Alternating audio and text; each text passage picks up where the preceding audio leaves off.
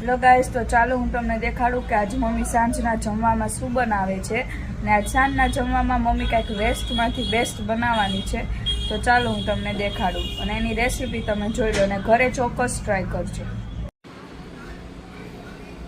Hello everyone, જો આજે તો છે ને બપોરે મેં દાળ ભાત બનાવ્યા હતા, એટલે આપણે ગુજરાતીમાં કહીએ ને લચકો દાળ, એ દાળ વધી હતી. તો આપણે ગુજરાતી કાંઈ વેસ્ટ તો કરી નહીં, કેમ કે ગમે યુઝ તો કરી જ લઈએ. તો પછી છે ને મેં કીધું આ દાળના હે ને પરોઠા કરી નાખું. એમાં જો મેં ઘઉંનો લોટ લીધો છે, એની અંદર 1 પાવડું તેલ નાખી દીધું છે. બાકી આ દાળમાં તો બધા મસાલા હોય જ, એટલે મરચું પાવડર નથી નાખતી, કેમ કે પછી છોકરાઓને ખાવાનું હોય ને એટલે. બાકી તો જો હળદર થોડીક ઓછી, કેમ કે દાળમાં છે જ ઓલરેડી. ધાણા જીરું,